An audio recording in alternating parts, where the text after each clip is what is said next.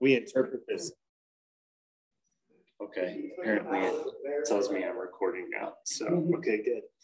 So there's two things I've seen is a big difference in how we define failure and how we use it as an asset or a stumbling block, okay? First, it's how we interpret it. And that's where I was asking you guys how you define failure. And then second, it's how we react to it. So I'm going to take us through a couple areas there. One thing that's interesting to me also is, I don't know about you guys, but some of the best things that have happened to me or that have occurred in my own life, I base it off of failure happening first and how it was so necessary. We've talked through personal development. I really see it as failing at things and continuing through it and figuring out what recipe works, right? And doing it over and over again. I think it's also important to define or to look at why we define failure so negatively. And one thing that was interesting to me is it almost comes back to when I'm a kid, right? Like you're a kid, you have this creative mind, you're doing stuff and getting into stuff. Maybe I write on the walls and I see it as like, look at this awesome mural that I did with crayon, right? And maybe our parents, they intended everything right, but all of a sudden we are faced with like all this emotion and they say, why did you do that? Right? Never do that again. And I think that over time as kids, and at least for me, we interpret these things as bad.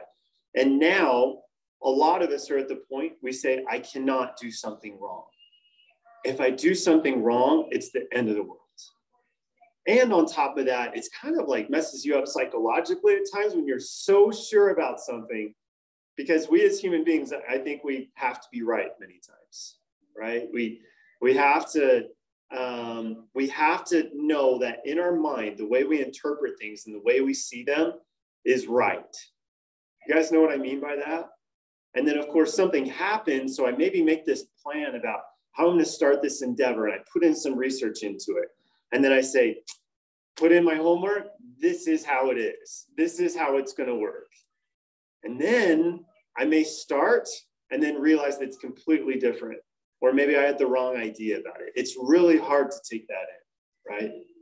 So I'm going to give us here a couple things that I've used and things that I've read that really help me move through the learning process a lot faster instead of seeing what I did wrong as finite and it's the activity that's the problem or resources or people around me instead of the way I respond to it. So first, this has been, I feel like every time I say this is huge, I feel like Trump when I say that word huge now. Huge. This is huge, but this has been huge for me moving through mistakes that I make. So one, I'm going to say, and this goes into today. Many times we only write down the best things that happen. While it's important to look at the good in things and to look at gratitude's wins that we do in the morning, I can actually have gratitude for mistakes that I have. And I recommend a lot of times we go through things and I don't know about you guys, but I can't remember specifically experiences I went through that didn't work out the first time, but then I figured it out because I stuck with it. So have a journal, but in your journal, write down on a daily basis what you tried and didn't work and what you're learning from it. It's going to force you to process things a little differently, where rather than being in a funk and saying, oh man, I guess I'm just going to keep doing this and hopefully things change. You're going to look at it along the lines of what can I do differently in reviewing maybe that listing consultation you did or door knocking or whatever it is to make sure you make adjustments the next time you go out and do it. So again, document your mistakes. Document what doesn't work. This is another thing, I'm still going with this. This is another thing that was very interesting to me. I started to find that usually we don't take on new endeavors because we think it's going to be the end of the world. If this doesn't work, because it's new and I don't know what the outcome might be, if it doesn't work out, this could be horrible. And that's where fear takes place, right? We're anticipating the future and how things may not work out. What if people say no at the door? What if I call my friends and family and they say, yeah, probably not. We can hang out, but I probably won't work with you. In our minds, we build this up to be the worst thing ever. But when I start to document things, I start to see, you know what? I went through a hell of a lot harder stuff in the past and I made it through it and I'm okay. So that's something that I actually go back to and I read and I remember experiences that I had. And I go back to that and it gives me more gumption to set myself up for new failures or mistakes I make. And no, it's not the end of the world. So that goes into the second thing. And I already went into it, but review past mistakes. Now, it's important the way we look at this, where I call like the past, I've heard a quote before, the past can be a prison or it can be a university.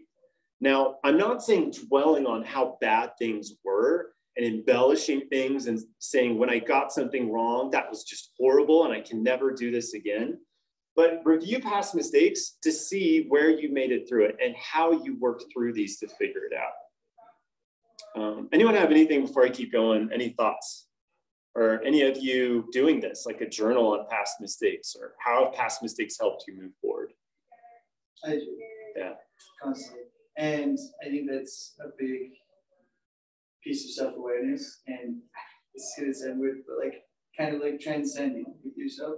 Mm-hmm. And I think it's so important to review. I review even little things, like, you know, the days that I forget brushing my teeth at night and how it affects me. Oh, yeah.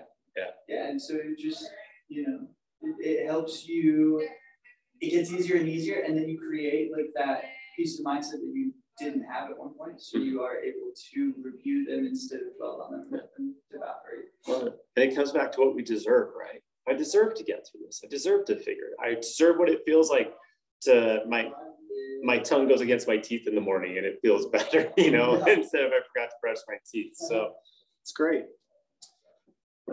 This is a very big part of it. So you decisions as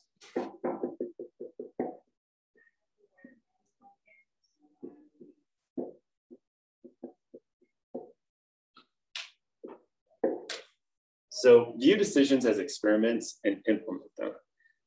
A lot of times, going back to that fear thing, we don't start because we think of all the possible unknowns and the chaos. And what if I hear so many different things from agents, depending on where they are in their business?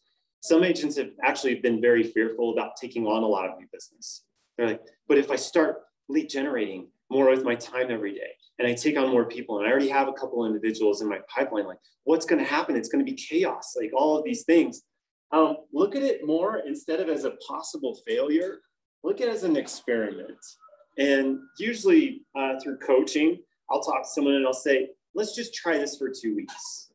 Let's try this on. And then after 2 weeks, we're going to review how you feel, like where you are in your business. Do you feel invigorated? Do you feel energized with getting after the business every day?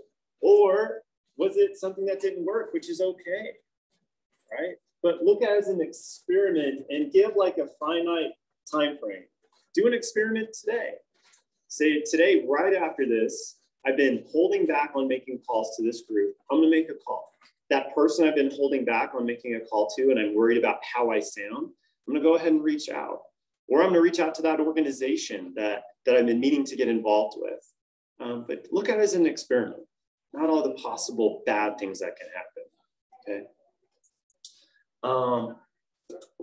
Also,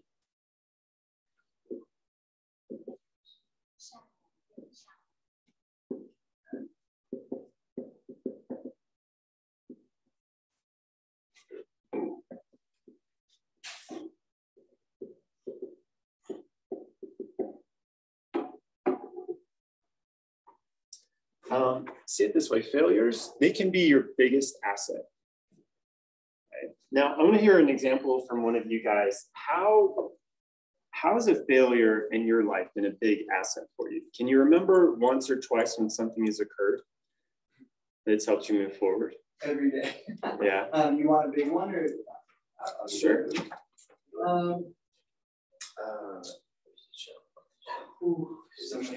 So a failure that like drastically impacted my life. I would say, I would say it's going to sound cheesy, but real estate. Yeah. I would say real estate because I was able to, like, I came into this with a very set in stone idea and I had no clue about it. And I was able to fail just like considerably and really quickly, and I'm not used to that. And yeah. Usually things that I want to be good at, I'm fairly decent at. And so with the real estate world, when I came in and, you know, I thought, oh, you know, I don't have to leave tonight. And I started failing and realizing the difference between, like, I realized what that failure was doing for me, and I was able to address it and kind of recorrect it. And I've had some of the best conversations and relationship building and confidence building I've ever had. Yeah. And we'll see it as an asset that maybe you actually see it from individuals that are highly successful. They look at failure as a badge they have almost. Like I failed more than anyone else in these different areas, right? I'm going to close by just saying this. The next time you're going through a situation that may not work out the way you thought it would, be open to one, it can open doors to something you never could have dreamed of. And then second, this is something that helps me a lot. And this is reading Brene Brown. You guys will read about this, but it's being open to the fact that I may not be right and it's okay. And we say this. I'm meeting with her. Right now. Oh, yeah. I thought it was Marcus. Oh, really? Okay, sorry. One of you. Great.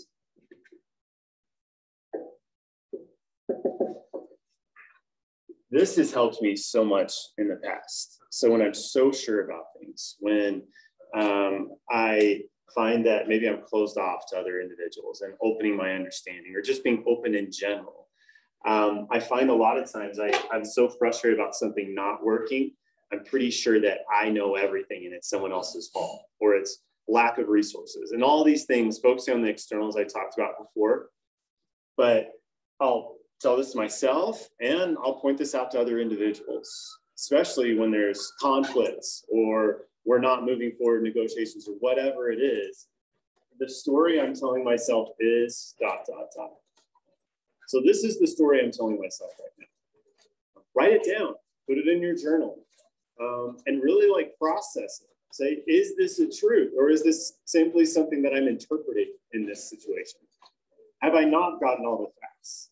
Have I gotten this information and I've reached a conclusion that may not be right? But am I open to that? And the interesting thing is as we go through this process, we're more and more open to mistakes. We're okay with it. We see failure just as mistakes. As one example I give in the past is maybe I'm trying this recipe and it doesn't work and I've added too much of this or too much of this ingredient or I didn't add this ingredient. Now I'm just going to make an adjustment and move forward. I will tell you guys, just like everyone else that's done this business or been a business owner in general, if you stick with it, and if you continue to make adjustments and take this same approach, you will figure it out. Doesn't mean this figuring it out stage isn't frustrating, right? But you will figure it out. It will happen. Just allow it to happen when you tend to look at mistakes or implementing new ideas the right way, right?